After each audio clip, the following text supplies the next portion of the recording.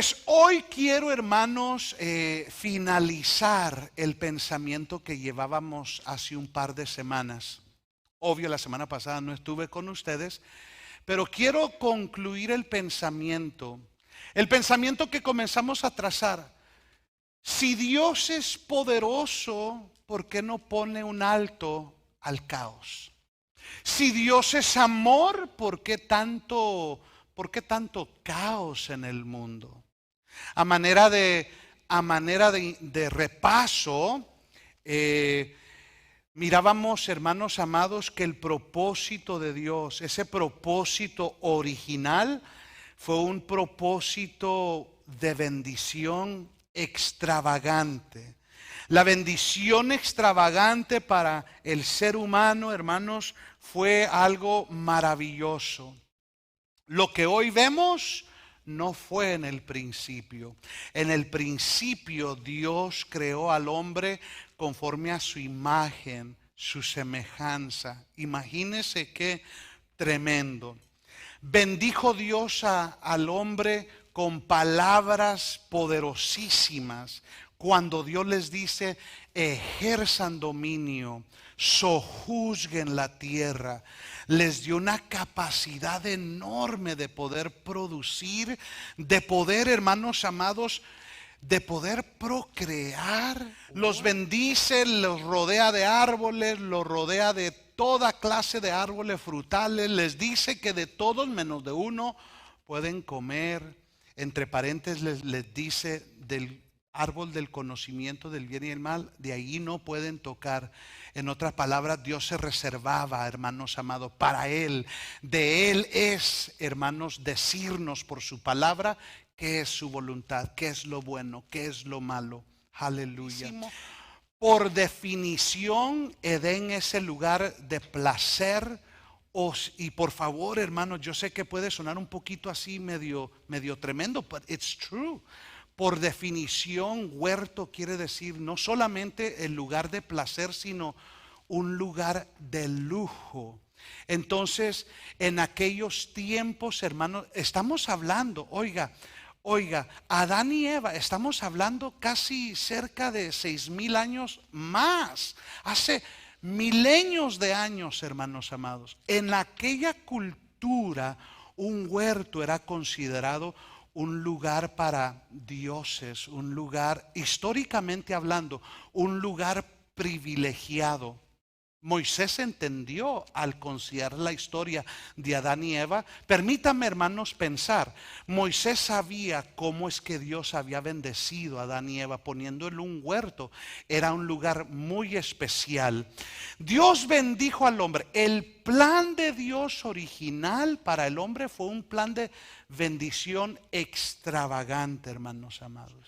¿Cómo es que llegamos ahora a la condición en la cual nos encontramos? Pues, hermanos amados, les recuerdo la razón por la cual está, hermanos amados, sufriendo la tierra y sus habitantes, es por las consecuencias del pecado. Las consecuencias del pecado. Imagínese usted lo devastante. La separación de Dios. 2, la muerte espiritual. 3, la corrupción de esa muerte espiritual. Entonces llegamos, hermanos, a la actualidad y hoy caos, hoy violencia, guerras. ¿Por qué razón? Número 1, las consecuencias del pecado. Número 2, los efectos de una rebelión que se dio a cabo. Y no me refiero a la rebelión angelical en el cielo, sino que aquella rebelión cuando el hombre quiso hacer una torre y comenzó a construir una torre. Y dice la palabra del Señor que el Señor descendió, destruyó esa edificación y el hombre fue confundido, sus lenguas fueron confundidas. ¿Por qué? Porque, hermanos amados, la torre que estaban construyendo es porque querían acercarse, querían ser igual, querían tener ese acceso. Y la historia dice, hermanos amados, más profundo que eso, la historia cuenta de que la razón por la cual se hacen una torre es porque ellos creían que ellos podían hacer descender a los dioses. Imagínese usted, son pensamientos externos bíblicos, pero uno debe de decir, bueno, ¿por qué es que Dios desciende y destruye esa construcción? No solamente descendió Dios a destruir esa construcción porque es malo, no, algo estaba tramando el hombre. Entonces el hombre se rebeló, construyó una torre, hermanos, la torre conocida como la Torre de Babel, y ahí Dios destruye esa edificación, confunde las lenguas. Entonces, hermanos amados, de allí en adelante el hombre sufre esa consecuencia. La tierra, las personas en esa actualidad fueron dispersos, dice la palabra del Señor, fueron dispersados. Y entonces Dios comienza un nuevo pueblo cuando Dios llama a Abraham. La tercera razón, hermanos, por la cual ahora hay caos, violencia, tanto caos en la tierra. Oiga, no solamente la consecuencia del pecado y todo lo que eso representa, la rebelión del hombre y la confusión la confusión que vino en el hombre, sino también, hermanos amados, la Biblia habla de una mezcla que se dio hace miles y miles de años. Génesis capítulo 6, la Biblia habla. Oiga, qué impresionante, hermanos amados. La Biblia habla que seres espirituales, seres celestiales, se metieron con la humanidad y produjeron una raza. ¿Qué es lo que hizo esta raza producida por esos seres celestiales con los seres humanos? Bueno, la Biblia no dice, pero hay comentarios externos, hermanos, muy preciosos. Uno de ellos, por ejemplo, el libro de Enoch, dice, hermanos, que produjo tanta maldad. Y esto sí lo graba la historia bíblica. Dice que después de producirse esa raza de seres, fue de tal manera que Dios no se agradó de lo que comenzó a suceder. Comenzaron a hacer esta nueva raza. Bueno, esta nueva raza, la Biblia les denomina como los Nephilim, seres gigantes. Entonces dice la palabra del Señor que después de eso es tanta la maldad. Fíjese qué tremendo. Así lo dice Génesis 6, que fue tanta la maldad de los hombres que a Dios le pesó haber creado al hombre. Qué tremendo, ¿verdad? Y entonces después de eso vemos, hermanos amados, el diluvio de Noé. Dios limpió, hermanos amados, la tierra. Pero yo quiero recordarle, hermanos amados, que el propósito de Dios original para el hombre fue un propósito preciosísimo, bendecido, extravagante. ¿Dónde es que comenzó, hermanos amados, el fracaso, el caos, la violencia? Bueno, producto de tres cosas. Producto de la consecuencia del pecado. 2, la rebelión del hombre. 3, la contaminación que existió, hermanos amados, en aquellos días. ¿Cuál es entonces el remedio? ¿Cuál es la solución que Dios trae a este problema? Si usted quiere entrar conmigo, dele un fuerte aplauso al Señor. Amén. ¿Cuál es la solución? ¿Cuál es el remedio a este dilema? Jesucristo es la solución a este dilema. Jesucristo, hermanos amados, es el remedio para poder comenzar a restaurar, a fortalecer y a bendecir a los seres humanos. ¿Cómo es exactamente que Jesús es la solución a este caos? Bueno, la Biblia dice en Romanos 5, verso 17 al 19. La Biblia dice que por Adán entró la muerte, la maldición y la condenación. Pero por Jesucristo entró la vida, la bendición y la justificación para todos los hombres. Aleluya, aleluya. Denle un fuerte aplauso al Señor. Oh, bendito Dios. En Adán la humanidad se vio afectada, pero en Jesús, por Adán, dice la Biblia, por Adán entró la muerte, entró la destrucción, entró la corrupción. Pero en Jesucristo y por Jesucristo entró nuestra bendición, entró nuestra bendición, entró nuestra salvación. Aleluya. Ahora, ¿cómo se manifiesta esta bendición que fue introducida en Jesucristo?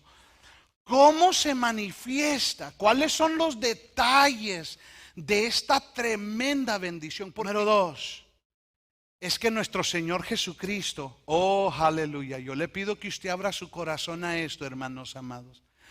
Le pido al Señor que usted abra su corazón y que usted lo entienda de una manera más profunda de lo que usted tal vez lo ha escuchado en el pasado, porque usted lo ha escuchado en el pasado. Nació, oiga, nació de una virgen pura. ¿Y esto qué tiene que ver? Nació de una virgen pura. ¿Para qué? Para limpiar, purificar todo lo que se había contaminado, proveyéndonos el perdón de pecados. Y así aseguró nuestra salvación completa y nuestra herencia eterna, es decir, nuestra redención, nuestra santificación y nuestra glorificación. Solo, hermanos, podía limpiarse la contaminación por alguien con sangre pura. Por eso es importante entender el nacimiento virginal de nuestro Señor Jesucristo. ¿Qué importancia tiene eso?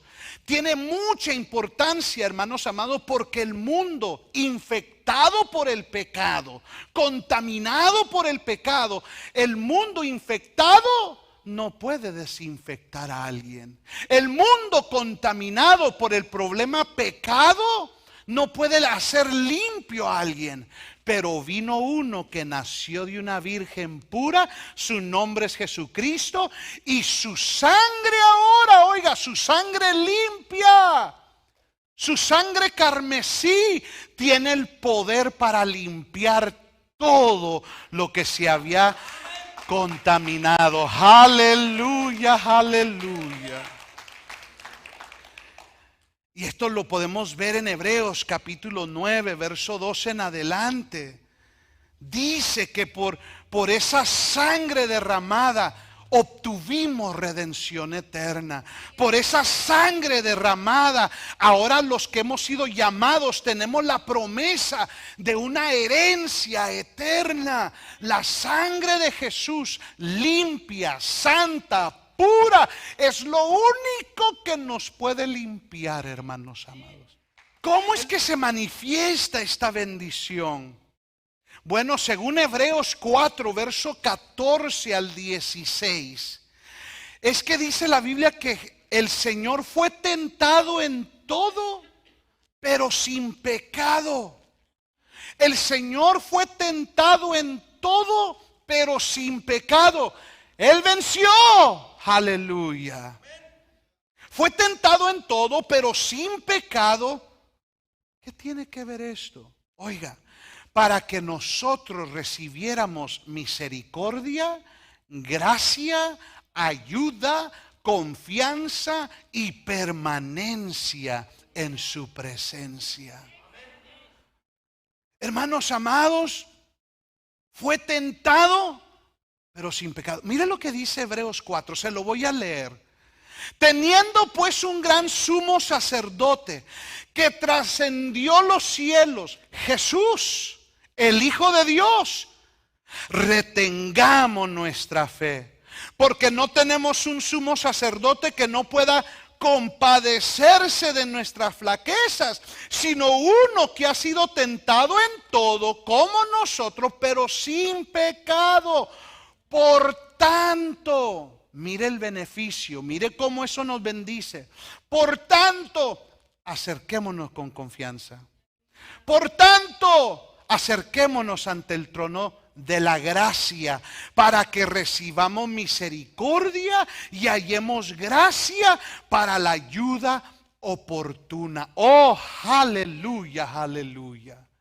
Oiga, cuando el Señor está siendo tentado en todo, pero hermanos amados, queda sin pecado, es porque Él estaba, hermanos, experimentando lo que tú y yo ahora, mientras Él no regresa, tú y yo ahora pasamos, luchamos, sufrimos. Y hermanos amados, Él fue tentado en todo, pero sin pecado. ¿Para qué? Para que nosotros recibamos misericordia, recibamos gracia, recibamos la ayuda, tengamos confianza y permanencia en su presencia. Aleluya, dele un fuerte aplauso al Señor. Por eso cuando el enemigo viene a querer acusarte, acércate a Cristo. Cuando el enemigo te dice, mira, ya lo volviste a hacer, acércate a Jesucristo. Él es nuestro gran sumo sacerdote. Oiga, fue tentado en todo, pasó por todas las luchas que tú y yo podemos pasar, pero venció. ¿Con qué propósito? Para que tú encontraras, para que tú y yo encontráramos misericordia, gracia, ayuda. Para que tú y yo tuviéramos confianza de estar en su presencia de una manera permanente. Aleluya. El Señor reprenda al diablo. Él es con su mentira nos quiere apartar. El diablo con su mentira nos quiere apachurrar. El diablo con su mentira quiere ponernos menos. Pero Jesucristo, aleluya, Él es nuestro gran sumo sacerdote. Y Él quiere que hoy tú te acerques con confianza. Oiga, ¿cómo es que se manifiesta esta bendición en Cristo? ¿Cómo es que Jesucristo es la solución? Pues empieza, hermanos amados, limpiándonos toda contaminación. Y entonces nos da a entender, yo sé que todavía están en el mundo, pero no teman, porque yo fui tentado en todo, pero vencí. ¿Para qué? Para que tengan permanencia en mí, para que tengan confianza de estar conmigo, para que puedan estar cerca de mí. Aleluya, aleluya, aleluya. Por eso cuando tú vengas a la iglesia, el Señor reprenda al diablo, hermanos amados. Tú ven a la iglesia y dile, Señor, yo vengo a buscarte, yo necesito de tu ayuda. Y Dios dice, y el Señor dice, precisamente eso estoy haciendo por ti a la diestra del Padre, intercediendo por ti. ¡Aleluya! How is that blessing manifested? Por una virgen pura, su sangre pura ahora nos limpia. ¿Cómo es que esa bendición se hace una realidad? Pues como gran sumo sacerdote fue tentado en todo, pero sin pecado, para compadecerse juntamente con nosotros, para entendernos. Tú piensas que nadie te entiende, tal vez ninguno de nosotros te entienda en tu lucha, pero te tengo buenas noticias. Jesucristo sí te entiende, Jesucristo sí sabe, Jesucristo, aleluya. Oh, aleluya. Número 4, Filipenses capítulo 2, verso 5 en adelante. Dice, hermanos amados, que Él se humilló. Oiga, ¿cómo es que Jesucristo es la solución? Dice Filipenses 2, verso 5 en adelante, y le hago referencia a Hebreos 2, 9 en adelante. Dice que Él se humilló, tomó forma de siervo, se hizo como un hombre mortal. Se humilló, tomó forma de siervo, se hizo como un hombre mortal. Se hizo como un hombre mortal. Porque Jesucristo, hablando de Jesucristo, quien era el verbo estaba con Dios y el verbo era Dios y el verbo se hizo carne y habitó con nosotros, se hizo hombre. Oiga, why did he do that? ¿Por qué hizo eso el Señor? Se humilló tomando forma de siervo, se hizo como un hombre mortal. Why? Para restaurar y llevar al hombre mortal a la estatura de la gloria de los hijos de Dios. Ay, santo, santo Dios. Oh, aleluya, aleluya. Oiga, mire cómo es que Jesucristo es la solución para nosotros, la humanidad, los hombres. Él se humilla, toma forma de siervo, se hace un hombre como un hombre mortal, con el propósito de restaurar y llevar a ese hombre muerto en sus delitos y pecados, llevarlo a la estatura de la gloria de los hijos de Dios. Haya pues en vosotros esta actitud que hubo en Cristo Jesús, el cual, aunque existía en forma de Dios, no consideró ser igual a Dios como algo a que aferrarse, sino que se despojó.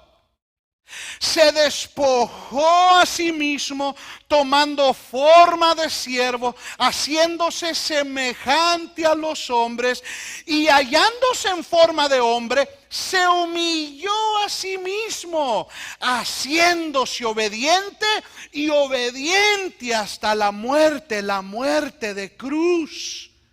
¿Por qué hizo eso? Ya se lo dije, pero ahora déjeme le leo la referencia bíblica. ¿Por qué es que el Señor hace eso? ¿Por qué se humilló? ¿Por qué se despojó de toda su deidad? ¿Por qué se despojó de los privilegios de ser como Dios, de ser Dios? ¿Por qué? Oiga, dice Hebreos 2:9, pero vemos aquel que fue hecho un poco inferior a los ángeles, es decir, a Jesús, coronado de gloria, de honor, oiga, a causa del padecimiento de la muerte, para que por la gracia de Dios probara la muerte por todos, porque convenía que aquel para quien son todas las cosas y por quien son todas las cosas, llevar a muchos hijos a la gloria. Aleluya. El Verbo se hizo carne, el Señor Jesucristo en medio de nosotros. Se hizo siervo, se humilló, se hizo como un hombre mortal. ¿Para qué? Para llevar a muchos a la estatura de la gloria de los hijos de Dios. Yo le tengo tremendas noticias. Somos hijos de Dios, pero aún no se ha manifestado lo que verdaderamente seremos. Aleluya. Cuando aquella trompeta suene, dice la Escritura que la trompeta sonará, los muertos en Cristo resucitarán primero, y entonces todos los que estemos vivos seremos transformados. Y tú le vas a decir a tu hermano, ¿what? ¿Eso eres? Y él se va a dar la vuelta y te va a decir a ti también, ¡wow! ¿Eso eres? Porque le tengo noticias. Vivimos en un cuerpo y el cuerpo en que vivimos no es el verdadero. La Biblia dice que somos espíritu. Tenemos alma y vivimos en un cuerpo, hermano amado, en un cuerpo que día a día se va deteriorando. ¿Por qué cree que hacen billones de dólares vendiéndonos cremas para levantarnos aquí un poco, hermanos amados? Pero un día llegará cuando todos seremos transformados y seremos tal y como Él es. ¡Aleluya! Por eso es que el Verbo, Jesucristo, permítame para entenderlo, por eso es que el Verbo que era Dios se hizo como hombre, se humilló, fue obediente hasta la muerte. Why did he have to do that? Porque habían hombres caídos, contaminados, que así legalmente Él pudiera redimirlos. Aleluya. Yo me hice siervo, me humillé para levantarte a ti a la estatura de un hijo de Dios. Dele un fuerte aplauso al Señor. Y oiga, las últimas palabras de Jesús fue una orden. ¿Qué fue esa orden? Las últimas palabras de Jesús. Oiga, las últimas palabras de Jesús en aquel lugar en Hechos capítulo 1, les dice a sus discípulos que esperaran la promesa del Padre. Esperaran la promesa del Padre, el bautismo con el Espíritu Santo, la llenura con el Espíritu Santo. ¿Qué estaba haciendo el Señor? Permítame, se lo leo. Oiga, y reuniéndolos les mandó que no salieran de Jerusalén, sino que esperaran la promesa del Padre, la cual les dijo: oísteis de mí, pues Juan bautizó con agua, pero vosotros seréis bautizados con el Espíritu Santo dentro de pocos días. Y hermanos amados, viendo al Señor y escuchando al Señor, el Señor ascendió a los cielos. What is he doing? Todo lo que el Señor estaba haciendo tiene un significado poderoso. Repito, hermanos amados, porque ya vamos concluyendo. Jesucristo es la solución. ¿Cómo así? Es que por un hombre, Adán, entró la corrupción, entró la muerte, entró la devastación. Por uno entró la devastación, Adán, pero por otro, Jesucristo, entró la bendición, entró el perdón, entró la vida, entró la justificación para todos los hombres. ¿Cómo así? Es que por su nacimiento virginal, nuestro Señor Jesucristo, su sangre fue pura, era limpia. Fue propicia, satisfació la demanda de un Dios 3 veces santo. That's the blood of Jesus. What does that have to do? Es que la raza estaba contaminada, la humanidad estaba contaminada. ¿Qué podía limpiarla? La sangre de Jesucristo. Solo la sangre de Jesús perdona pecados, hermanos amados. Solo la sangre de Jesús perdona pecados. Aleluya. Y entonces mirábamos que como hombre fue tentado en todo, pero venció. ¿Por qué? ¿Por qué estaba haciendo eso? Para compadecerse con nosotros, que aún estamos en esta tierra, para compadecerse, para entendernos, para ayudarnos, para bendecirnos, para sostenernos, para bendecirnos. Aleluya. Y entonces se humilló, tomó forma de siervo, se hizo como un hombre mortal. What was he doing? ¿Por qué se hizo un hombre mortal? ¿Por qué sufre? ¿Por qué muere una muerte de cruz? ¿Por qué hace eso? Hermanos amados, ese Dios que se hizo hombre, ¿para qué? Para restaurar al hombre caído, contaminado, pecaminoso, llevarlo a un estado de un hijo de Dios. Aleluya. Y entonces, antes de irse, le dice a sus discípulos: hey, vengan, esperen la promesa del Padre. No quiero que se vayan de aquí, quiero que esperen la promesa del Padre. ¿Cuál era la promesa del Padre? La promesa del Padre era el bautismo con el Espíritu Santo, era el derramamiento del Espíritu Santo. Y con esto vamos a terminar. Yo quiero hacer un llamamiento para aquellos que no han sido bautizados con el Espíritu Santo o quisieran ser llenos con el Espíritu Santo. Salgan de este lugar con la promesa o con la llenura del Espíritu Santo. ¿Por qué le urgió al Señor ordenarnos no salgan hasta que reciban la promesa del Espíritu Santo? ¿Sabe por qué? Porque porque la presencia del Espíritu Santo en nosotros es la garantía de Dios que continuará y completará su obra en nosotros.